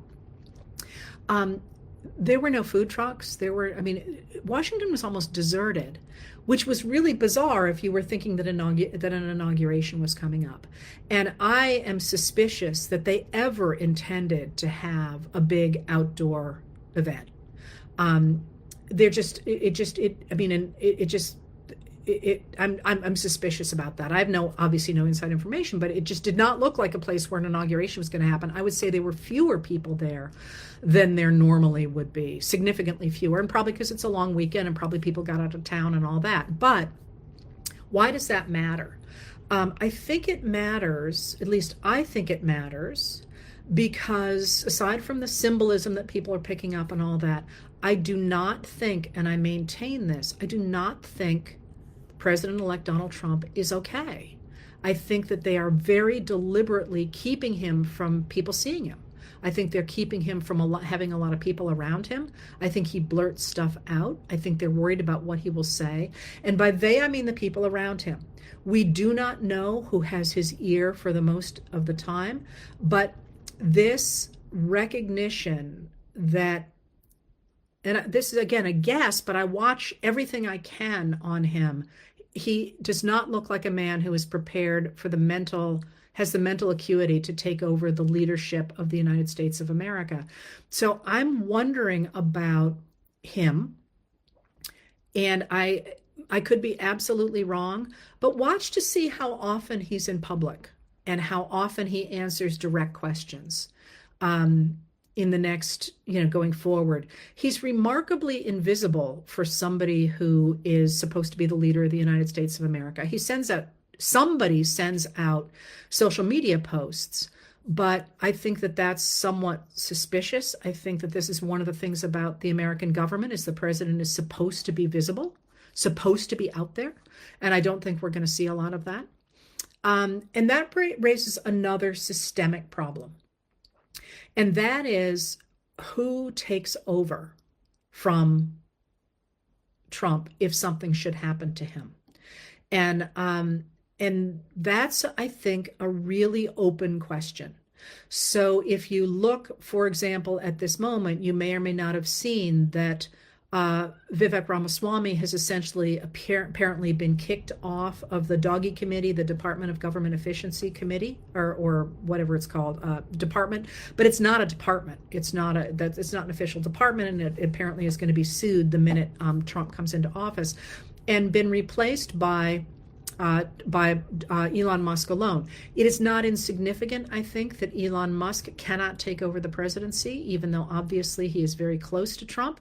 Last night, Trump brought Musk on stage with him and not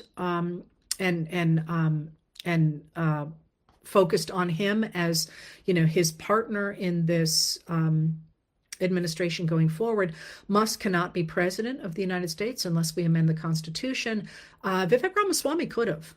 And of course, they have sent him back to Ohio, where he says he wants to be the governor, which again is a systemic issue in the sense that you can't just say you get a governorship, not if we have any say in it. I thought that was really odd. But that question of who is going to take over this sort of one-man show in the future, should something, God forbid, happen to the president. And by the way, I mean that you will notice that I never talk about things that have happened to certain presidents in the past because they never, ever create good things. That is never a good direction to go. And that's something that people like me worry a lot about. But if something should happen to Trump, who takes over? And I thought it was really interesting in the last couple of weeks.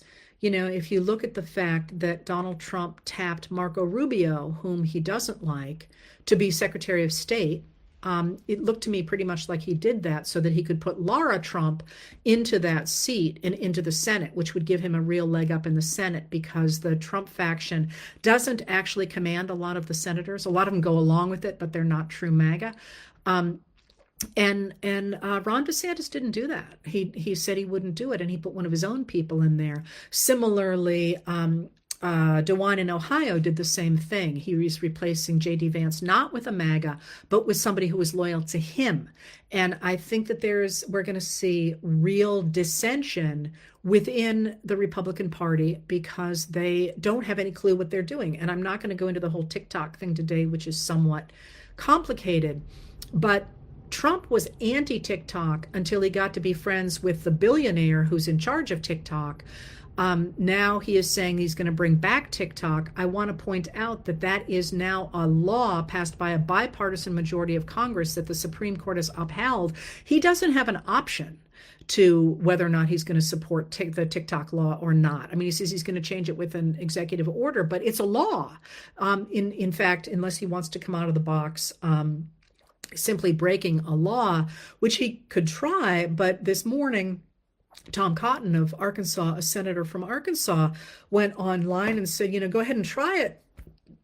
Go ahead and try it, TikTok, but you're going to get sued by everybody and his grandmother. I paraphrase, he didn't say it exactly that way. And what that says to me is that the Republicans don't know, as Buddy would say, if they're a foot or horseback. They're for some things, against some things, and their only North Star seems to be what Trump wants in that moment, because it changes, and then they jump along behind him. And I think what Trump wants in this moment is to be rich, not to go to jail. He's accomplished that, to be rich, and to have people who adulate him around him. And right now, the tech bros are delivering that, but that is not what people voted for. So it seems to me there is extraordinary instability in this incoming government because it is not matched up with the people want and with what the people want. And it's not even matched up within itself. And that's not even talking about all the divisions I've talked about within the Republican Party. So there is a systemic issue there as well. That when people are frightened, as you should be, and I'll talk about that in a second, recognize that there is a tremendous amount of wiggle room right now in what's going forward in the Republican Party. And by wiggle room, I mean, like I said, I don't know if they're fish or fowl or if they are a foot or horseback. They don't know what they're for or what they're against, and they wait minute by minute to see what Trump is going to do. But Trump himself is not mentally acute in this moment. At least it seems to me, as I'm trying to follow his policies. So I think that's another problem. And this is another major issue that I really think we need to pay attention to. And that is what Trump does is, and he does it so well, is he's a showman. He's a performer. That's what he does. And what he and his people have done is they have turned the United States of America into a reality show. And what that means is, in a reality show, if you think about it, nobody ever negotiates, nobody ever backs down, and things always escalate. And they do that to keep you watching, to make sure that you care, that you're invested in the next event, in the next crisis. And that quite literally, if you become addicted to it or come involved with it, it gives your brain hits of dopamine so that you can sit there and say, what's going to happen next? And it's an act. And it's really important to understand that it's an act. So think about during the campaign, they're eating the cats and dogs. There are Venezuelan gangs that have taken over Aurora, Colorado. I'm going to bring down the price of groceries on day one. I'm going to solve the Ukraine the Russian invasion of Ukraine on day one. All this stuff that's gone. It just disappeared because that storyline did what it needed to do, and it dropped out. And you can already see this. Last night in his rally, Trump said, you're going to be so excited when you see what I do tomorrow. And those are teasers. I mean, think of them as advertising for your next, the next drop of your TV show. Ooh, wait and see what's going to happen to Amanda, so that you tune in. And you don't always have to actually deliver that. You just need to get eyeballs. And one of the things that he wants to do is to get eyeballs. And that's what the American people, at least the ones who voted for him, chose. They wanted that. They wanted their guy to win. This is sort of this professionalization of, professional wrestling in the American government. I want my guys to win. I want my professional wrestler to win against the other guy. And that, by the way, was the same setup as the Fox News channel early on. The idea that they would set up, a right-wing figure and somebody who was trying to defend liberal democracy, and then it would slam down that guy and it would give people a hit of dopamine. And it did. There's great literature on this. But that performative aspect of, tune in, is designed to exhaust people. It's designed to terrify people and to exhaust people. And you spend all your time running around going, oh my God, has he done this? Oh my God, has he done this? What's he saying when he's going to do this? And trying to figure it out. That is deliberate. It's a deliberate way in which strong men try and destabilize a population. And we remember this from the first term. Remember, the travel ban came in within, I think it was within a week of his taking the oath of office. And people were, as they should have been, were flying to airports to defend people who were literally on airplanes, and they were legal immigrants when they got on the plane, and they would be undocumented when they got off the plane. Or not undocumented. They would be part of this travel ban when they got off the plane. It was a complete dumpster fire, and that was deliberate, so that we were all so uneasy that either we would be frightened for ourselves and stop talking about things, or we would say it's too much, everybody's corrupt, and back away. And that's deliberate. Also the idea of accusing your enemy of what you are planning to do. So you've heard again and again from the Trump camp that Biden weaponized the Department of Justice. I promise you, if he had weaponized the Department of Justice, Donald Trump would be in jail right now. They played so thoroughly by the book that it enabled the right-wing radicals on the Supreme Court to delay Trump's cases enough. Remember, his first case was supposed to go to trial in March of 2024. But they managed to run the clock out on everything, that Trump got away with never facing federal charges for both the retention of classified documents and inciting an insurrection. And you can read the latter of those two reports. It's incredibly damning. But they're going to do it. What they're saying is, we're going to accuse you of it so that when we do it, people say, oh, this is just the way things happen. This is just the way the government works, and everybody is corrupt. They're not. Not everybody is corrupt. The government is us. The government is people you and me know. And you know what? None of us is perfect. And many of us make stupid mistakes. Some make real dumbass mistakes. And some people, even the ones you like, are corrupt.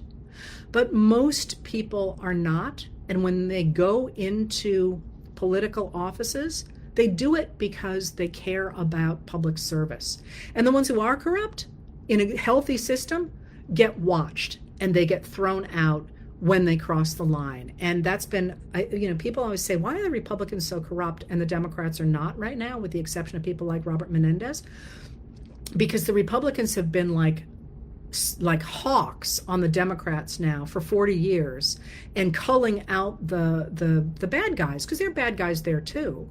And the Republicans have one-party systems in states like Florida. How did Matt Gaetz get as far as he did? Because nobody tossed him out earlier, and he's not the only one in Florida who's profoundly corrupt. Ohio, don't even start me.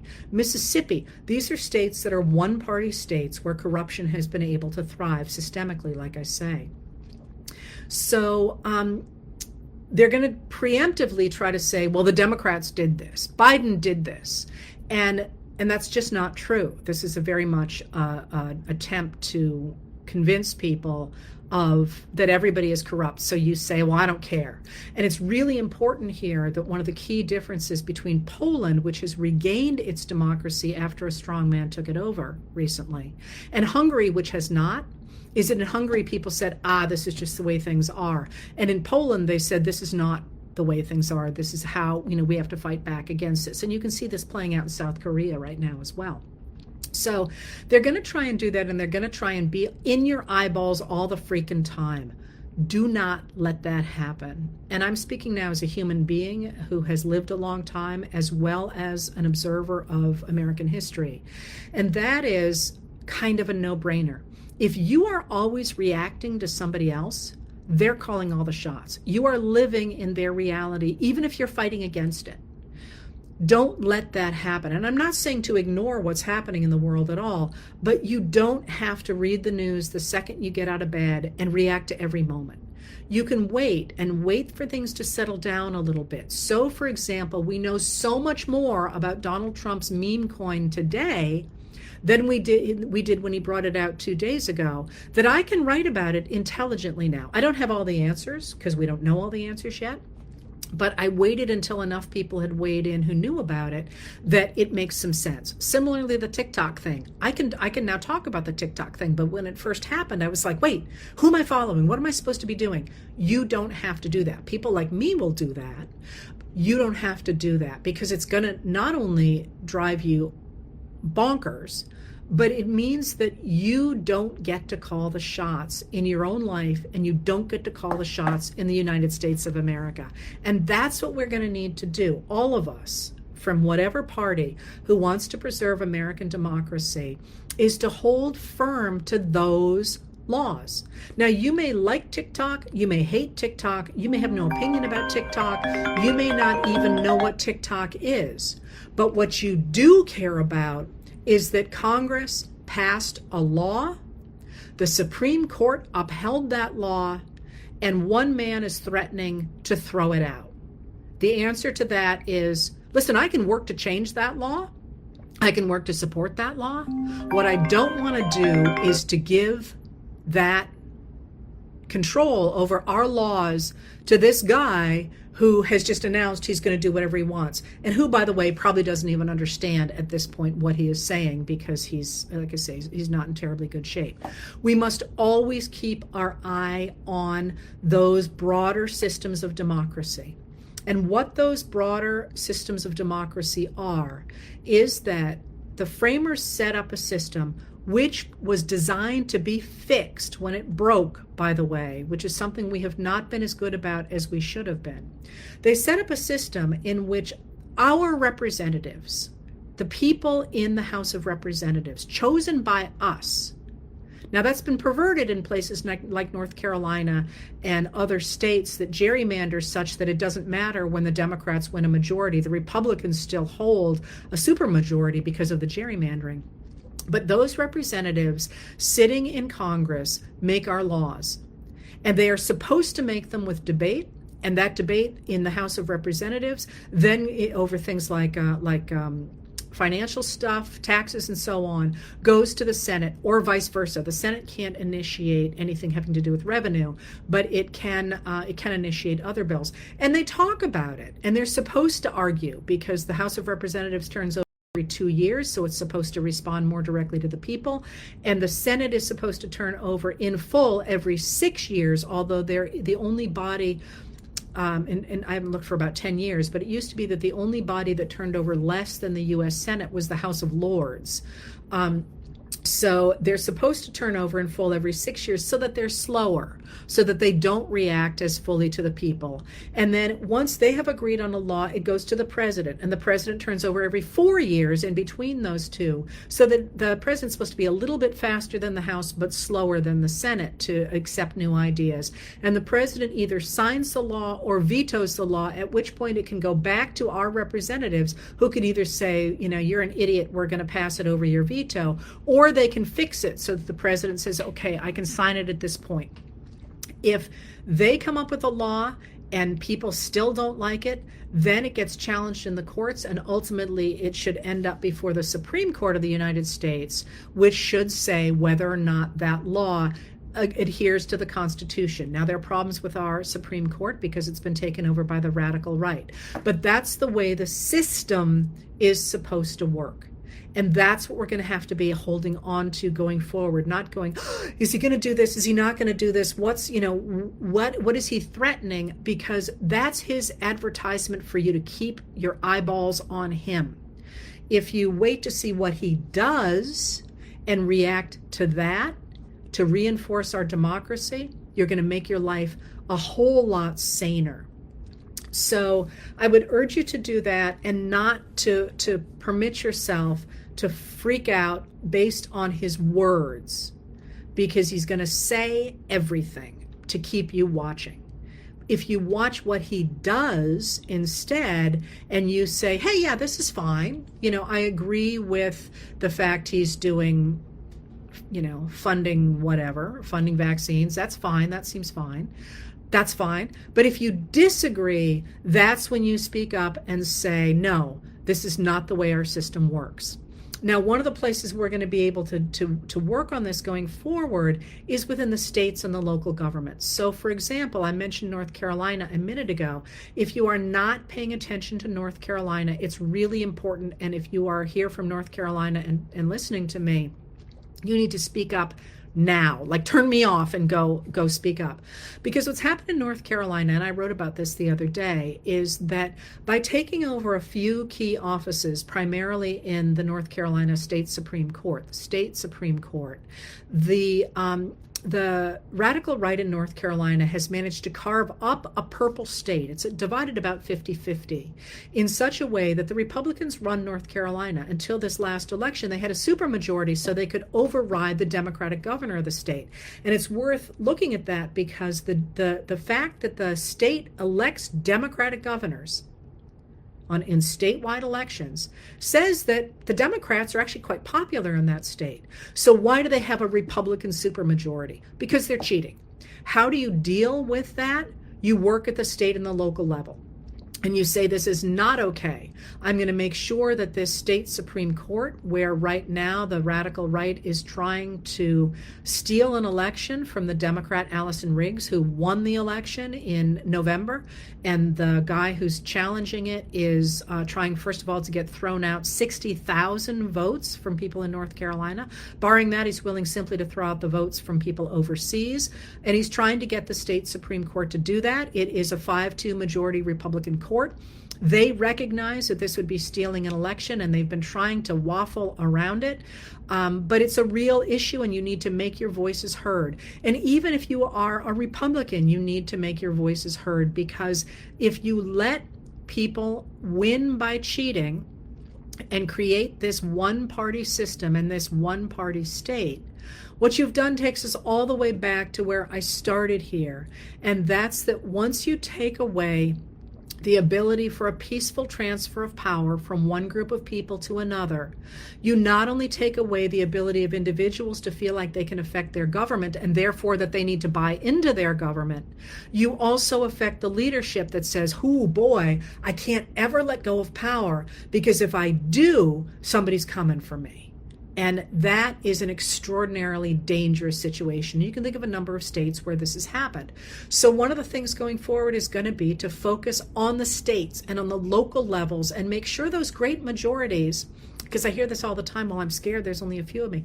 Literally, more than 80% of us want common sense gun safety legislation. This is not a minority. More than 65% want abortion rights. That's not a minority. And you could go down all the things that are on the table right now. A majority do not want a radical group of evangelicals and billionaires to be forcing their laws down our throats. We just don't want that. And in this moment, what we are seeing is one other, let me finish with the states. The flip side of stopping the real harshness of one-party systems in the states is that states also can be laboratories of democracy. And that is exactly where we got the progressive era, in a moment that looked very much like this. When the robber barons had taken over the national government, people turned to the states, especially the state of Wisconsin. And in Wisconsin, people there worked together with the Farmer Labor Party, the Democrats, and the Republicans as well, to create a system that did the best it could for the people who lived in the state of Wisconsin. It was called the Wisconsin Experiment, and it brought together business, government, and scholars, deliberately brought them all together to look at different issues and say, hey, this is really how we help agriculture. Hey, this is really how we help, transportation. This is really how we help unwed mothers. They work together in that state to create a progressive system that then Theodore Roosevelt picked up and enacted in the progressive era in the United States at the national level. Now, one of the pieces of that, though, I wanted to go to was that one of the important things about not freaking out and about building this progress in the states is the media. And I have been extraordinarily loath ever to criticize the media because it's a hard job, and I am not a journalist. That's one of the reasons I can do what I do. I am not a journalist. A journalist tells you breaking news, and with luck, a little bit of context. That's not what I do. I'm a historian, so I look for patterns in society, and that means that I don't tell you all the news. I tell you the things that look to me like they change society. And I didn't want to forget two things. And in this moment, it certainly looks as if the legacy media has signed on to the Donald Trump administration. And that's fine if they are actually reporting the news, but it appears anyway at this point that they are not. They are skewing the news in such a way that it makes that administration look good and not actually reporting what's really happening. And what we have seen lately, like with the era of Theodore Roosevelt, we have seen the rise of independent media happen in that period as well, that is reality-based. That doesn't mean they are politically the same, voting the same way you are, whether you're a Republican, an independent, or a Democrat here. It means they're telling you what's happening. And sometimes they're telling you their spin on it, which is fine. You have to recognize that you may not agree with Sarah Longwell when she's writing for the Bulwark, but she's smart, and she's telling you what's happening, and she's telling you what she thinks about it. You don't have to agree with her, but you have to care that she is based in reality. And I would urge you to seek out media that is based in reality, not only at the national level, but also at the state level. And if it's not there, start some. I started Letters from an American on Facebook, simply saying, hey, here's a report I just read, and here's why I think it matters. You can do the same thing even at the local level. Hey, did you see there's a new bond issue coming up to replace the school? Here's the pros, here's the cons. You don't have to take a position on it, but you can say this is reality-based. And when you do that, you are performing a service for the idea of democracy. The other thing that jumps out to me in a systemic way today, an important way today, is we are seeing something that I have not seen really since the 1920s. And that is that we are seeing the consolidation, the visible consolidation of extraordinarily wealthy people to take over our government.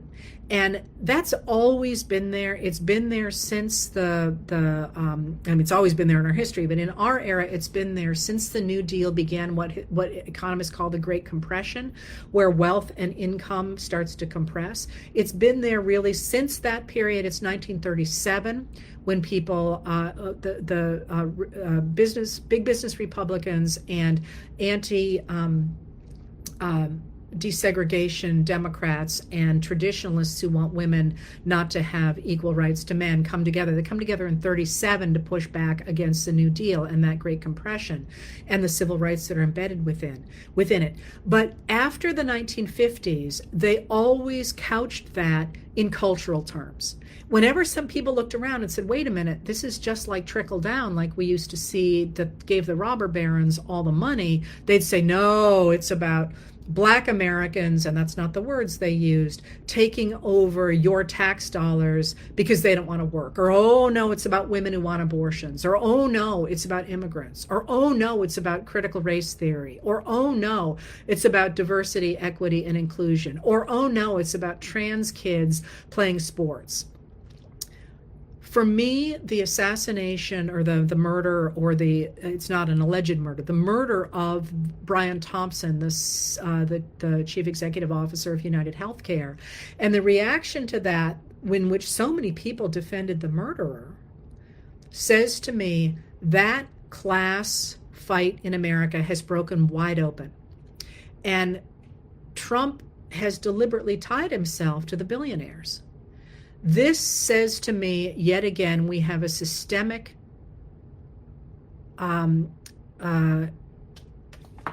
instability in our system that offers all kinds of new possibilities.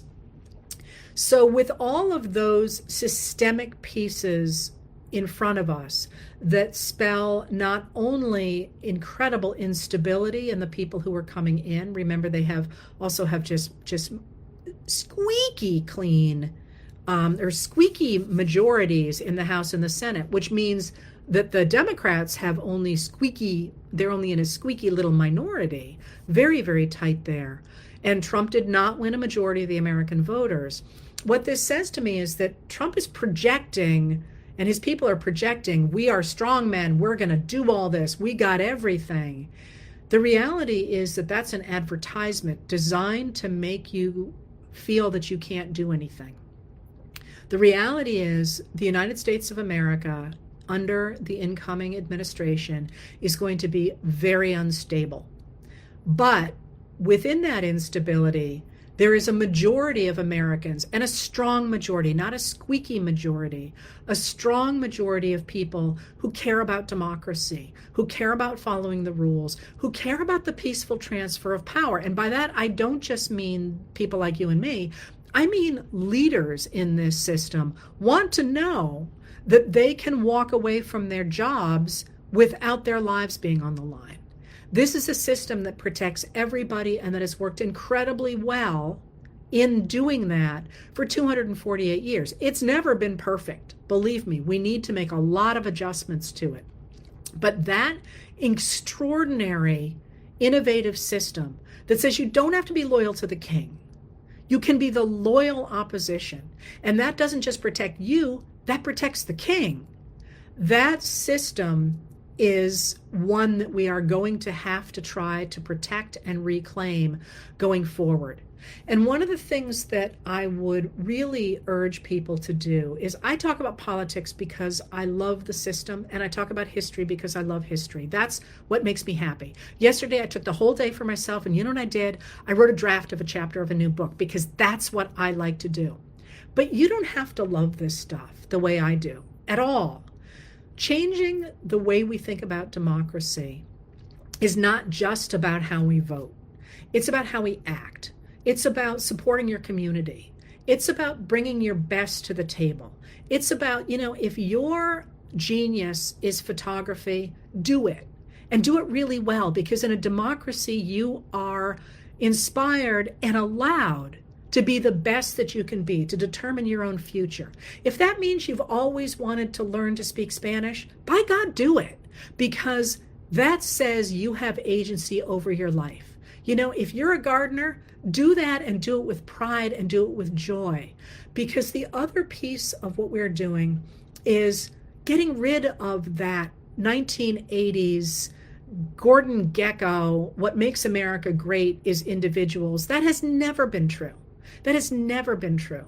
What has always made America able to thrive is communities. Even the cowboys were not the real American West. They were workers for the rich guys. The real American West were the places where communities worked together to raise barns when they caught on fire, which they all did, or to make sure that people could survive tornadoes or blizzards.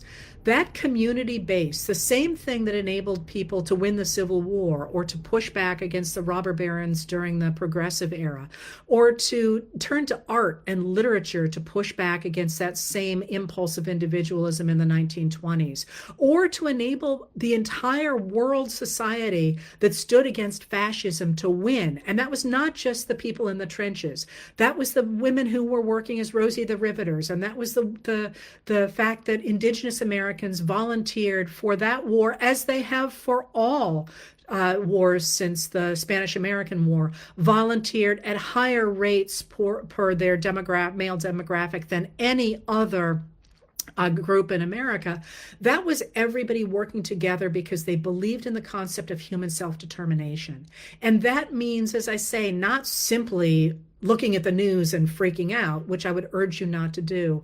It means bringing your A game to whatever it is that gives you joy and whatever it is you do well, and learning new things and meeting new people. Because one of the major things that anybody who studies authoritarianism will tell you is that authoritarianism can rise only when people hate and when they despair. And we're in no place to hate or despair anything in this moment, except those who are trying to take away our democracy, who are trying to take away our rights, and who are trying to take away our history of being able to determine our own futures. You know, Americans are good people, and most people around the world are good people. Meet them, get to know them, get to do what you do best, you know. Bring joy to it, make community, meet new people, as I say. And by doing that, even if it means you look away from the political news, you are contributing to the reinforcement of the community and creativity that has actually, throughout our history, made America great. So I don't know about you. I'm going to go out. It's a beautiful sunny day. I'm going to take a walk. Thank you for being here.